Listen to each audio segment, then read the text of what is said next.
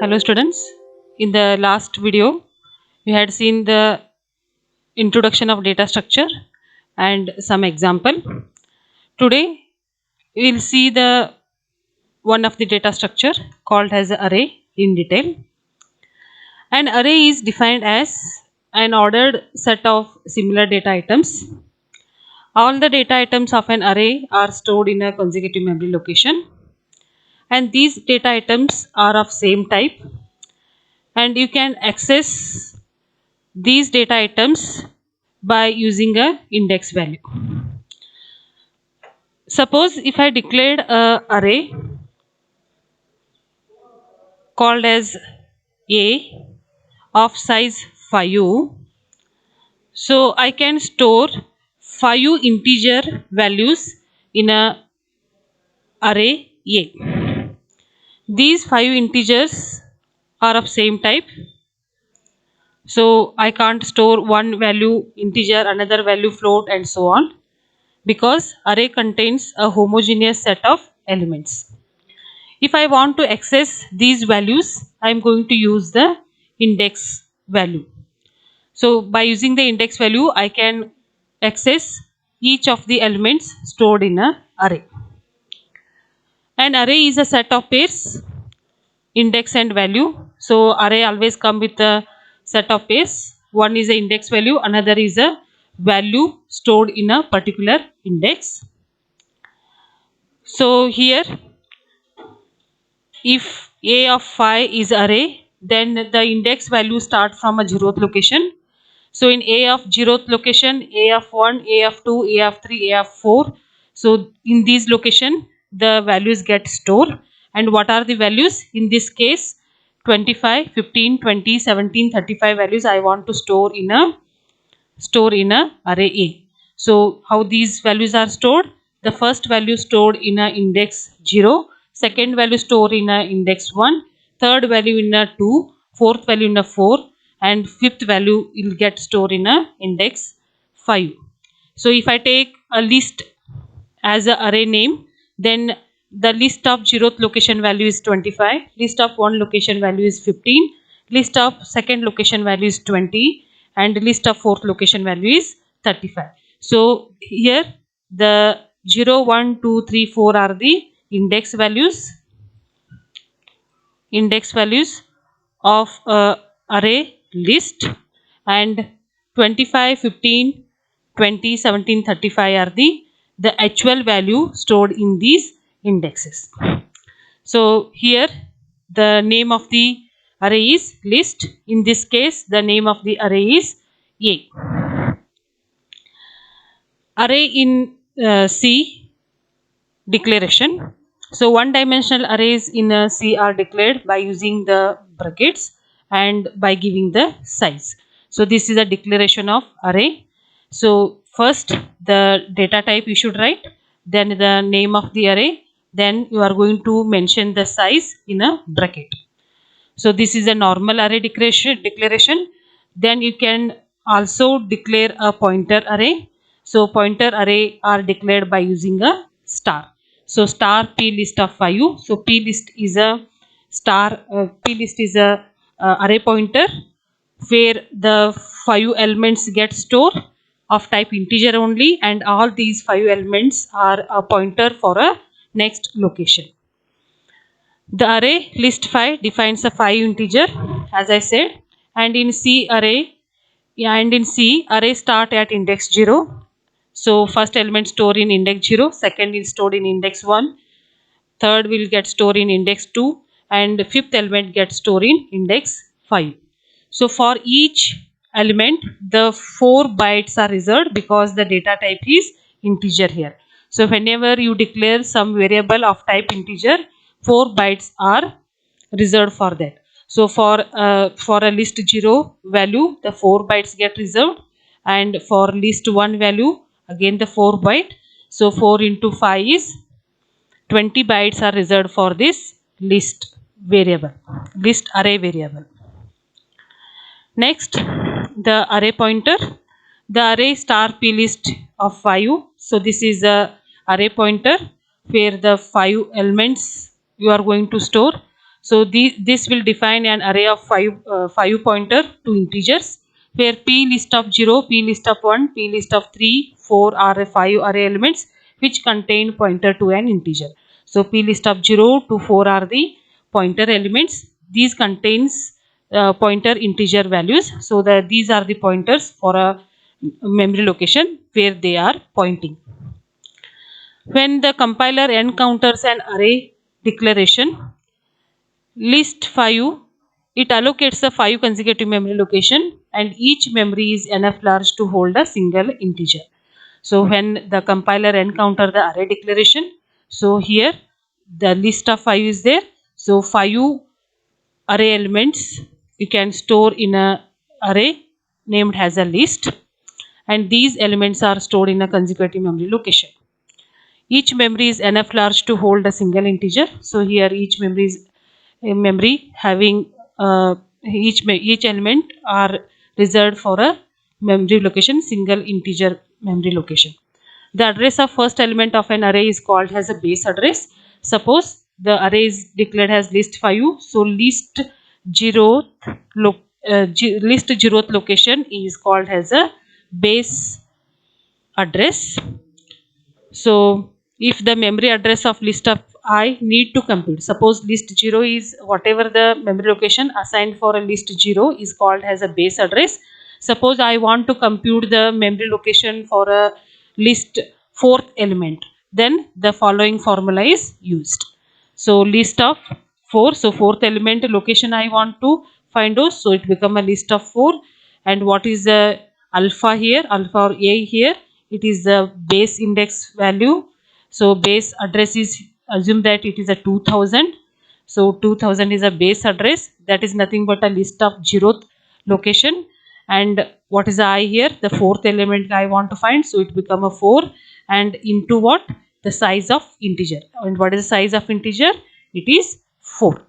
So 4 into 4, 16, 16 plus 2000 is 2016 will be the 4th element address.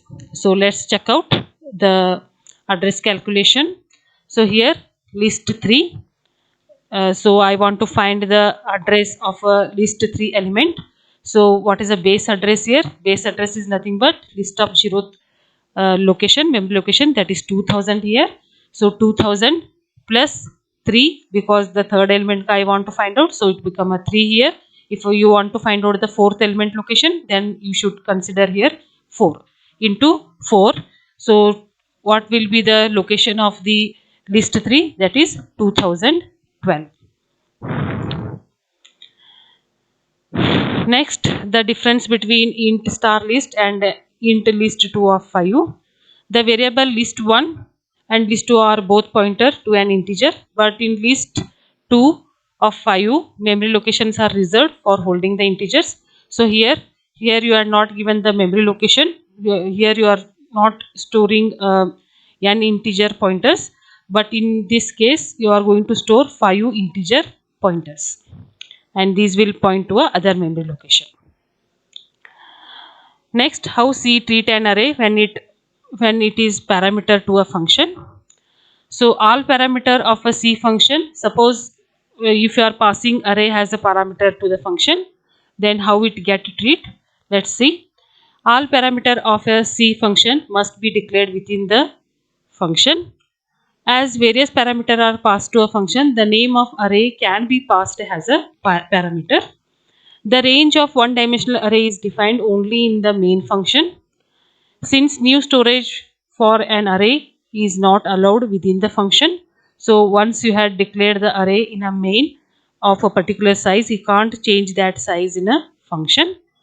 If the size of one-dimensional array is needed, it must be passed into a function as an argument or accessed as a global variable. So if you want to pass that to a function, then you should pass it as an argument. It can be accessed globally or locally within the function. So this is a one example where the array is passed as a parameter to a function. Let's check out how this program works. So hash define max size. So max size is a variable and the size of that is 100. Here two functions are declared and the return type of the function is float. The first function name is sum and the second function name is integer. For a sum function, you are passing two parameter. One is of type float and it is a array parameter. Second is of type integer. Next, for a second function, you are passing the variable max size. One more variable you have declared, that is answer. So here two functions are there. One is the input function, sum function and a main function. So let's check out what you had included in a main. So in a main, you had declared one integer variable. Then for I equal to 0, so this is a for loop and this for loop get repeat till it reach the max size value. And what is the max size value here? 100. So 100 times this loop get repeated. So it starts from 0th location. So 0 is less than 100, condition become a true, then input of I equal to I. So input is an array here, input of I, so I is nothing but a 0. So input of 0th location, the I value gets stored. What is I value here? 0th value. Okay, so first whatever the value you enter, that will get stored in input of 0th location. Then I get increment, I become a 1, 1 is less than 100. So next value gets stored in a location 1 and so on. Next, the answer equal, so answer is a variable, which for this variable what you had assigned, you are called the function. The name of the function is sum, input comma max size. So input is this array you are passing as a input, and what is the max size here? The value of max size is 100. So this function is called, the cursor will be passed here. So the input value is assigned to a list and max size value is assigned to n. It copy the input value into a list and max size value into a n. Then what calculation you are doing in this function? Float temp sum is a variable and I is one variable. So for float temp sum you had assigned 0. For I equal to 0, I is less than n, I plus plus. So temp sum equal to temp sum plus list of I. So what is the temp sum value? 0, 0 plus, so list of I. What is the I value here? I value is 0. Assume that in the 0th location the value stored is 10. So list of 0th element added with the temp sum value, that is 0, and the result will be stored in temp sum. So what is the temp sum value here? It is 10 in the first case. Next, I get increment, so I become a 1 here. So what is the temp size value? It is 10. So 10 plus list of I. What is I here? 1. So list of 1. What value is stored? Assume that it is a 12.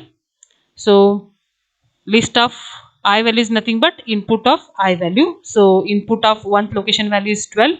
So that will be fetched and that value get added with the temp sum value. So 10 plus 12 is 22 and that will get stored in a temp sum. So it will add the elements present in the array and result will be stored in a temp sum, and at the end that result will be returned to a sum. So what is the, assume that two elements are there and the sum of these two is 22 and that will be passed to a function and same value is copied to a answer and same get print on your output screen, that is 22. Let's check out the another function, that is print function. So here you are printing the array elements one by one.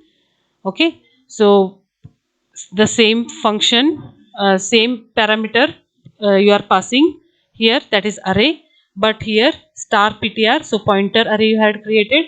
So when you created the pointer array, the index value plus the value present in that will get print. So ptr plus value means what? The index value get print, and star ptr plus value is nothing but the value the present in that index is get printed. Okay, so this is about the array elements when you are going to pass to a function. Thank you. In the next video, we will see a more example on an array. Keep watching.